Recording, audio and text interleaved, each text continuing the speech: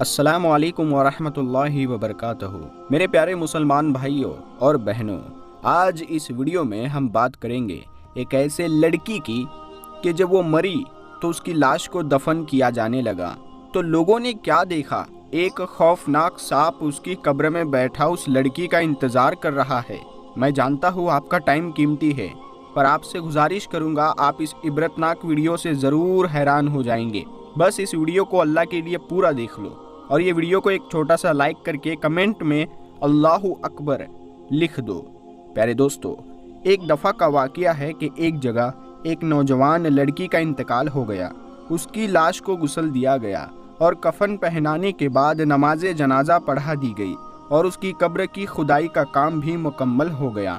اس کے بعد میت کو قبرستان میں لایا گیا اور لاش کو جیسے ہی قبر میں رکھنے لگے تو لوگوں نے دیکھا کہ قبر میں ایک خوفناک سانپ آیا ہے۔ دیکھ کر ایسا لگ رہا ہے کہ وہ اس لاش کا ہی انتظار کر رہا ہے۔ یہ دیکھ کر سب لوگ ڈرنے لگے اور گھبرانے لگے۔ اس کے بعد ان لوگوں نے اس قبر کو بند کر دیا اور ایک قبر کی کھدائی کر دی۔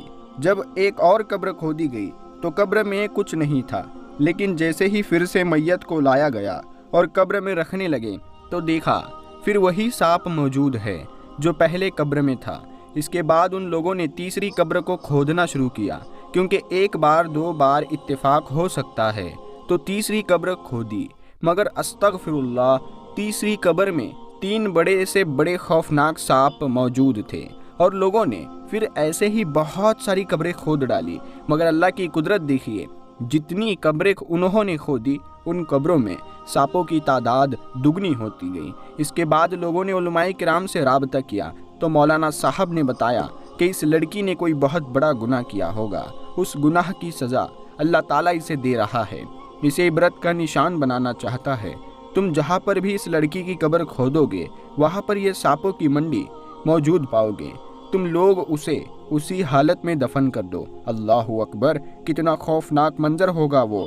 چنانچہ اس لڑکی کی پہلی والی قبر میں جہاں صرف ایک سانپ تھا وہاں دفنانے کے لیے لے گئے، تدفین کرنے کے لیے لے گئے تو قبر کے نیچے سے اتنے سارے سانپ اس پہلی والی قبر میں جمع ہو گئے۔ آخرکار لوگوں نے اس کی تدفین اسی قبر میں کر دی۔ تدفین کے بعد سب لوگ اپنے اپنے گھر چلے گئے، لیکن کچھ لوگوں کو یہ بات ستانے لگی، آخر اس لڑکی نے ایسا کون سا گناہ کیا جس کی وجہ سے یہ سزا اسے مل رہی ہے؟ کچھ لوگوں کے دلوں میں یہ بات جاننے کی خواہش ہو گئی تو وہ لوگ اس لڑکی کے گھر گئے اور اس کے ماں باپ سے پوچھا کہ آخر آپ کی لڑکی نے ایسا کیا کیا تھا، ایسا کون سا گناہ کیا تھا جس کی سزا اللہ تعالیٰ آپ کی بیٹی کو دے رہا ہے؟ یہ سن کر اس کے ماں باپ رونے لگے اور روتے ہوئے کہا کہ مجھے یہ بات بتانے میں شرم آ رہی ہے، لیکن سنو اور اپنے بیٹیوں کو سمجھاؤ تاکہ اور کسی کے اوپر یہ سزا نہ ہو۔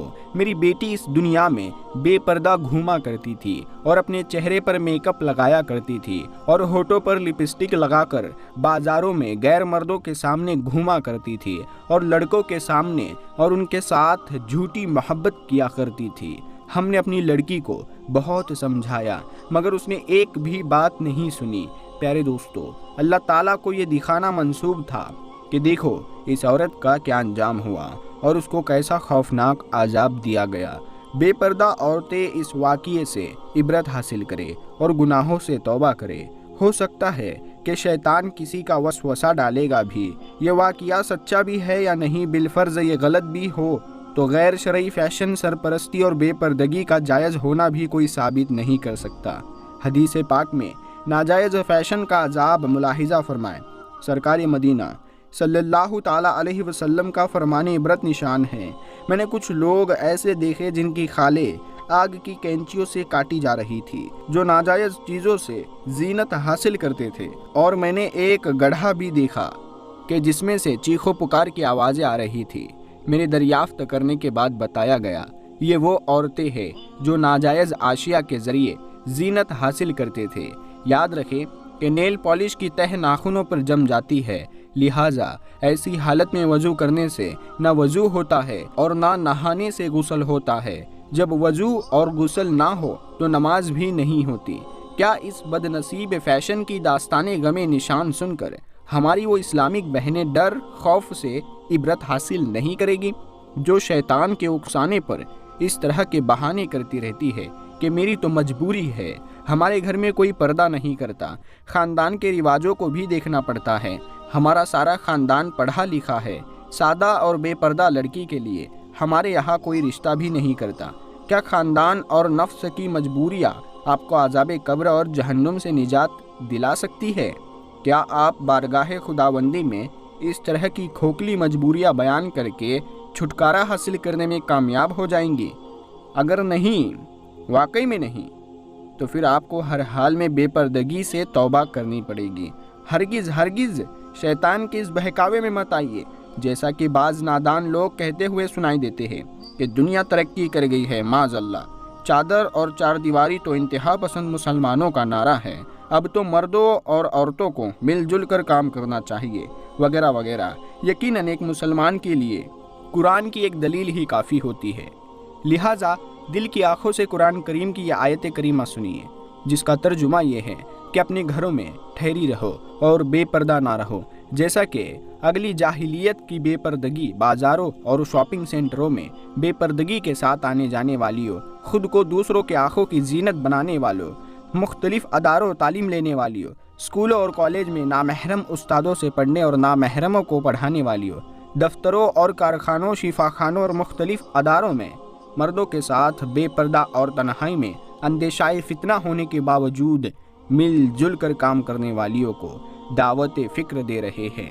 प्यारे दोस्तों, मौत का मज़ा तो हर एक ने चखना है और कब्र की अंधेरी कोठड़ी में ज़रूर जाना है, लेकिन हम लोग दुनिया की रंगीनियों में इतने मग्न हो गए हैं कि कब्र को भूल गए हैं। लेकिन कब्र हमें नहीं भूली, कब्र हमें हर वक्त याद करती है। दुनिया में अगर हमें मच्छर भी काट ले तो हमसे बर्दाश्त नहीं होता, तो अगर हमारी कब्रों में सांप और बिच्छुओं ने डेरे डाल लिए तो हम कैसे बर्दाश्त करेंगे? तो प्यारे दोस्तों, ये वीडियो को आप ज़्यादा से ज़्यादा अपने दोस्तों तक, अपनी बहनों तक ज़रूर शेयर करें, ताकि और भी लोगों तक ये वीडियो पहुंच सके। हम मिलते हैं अगली वीडियो में, तब तक के लिए अस्सलाम वालेकुम, अल्लाह हाफिज़।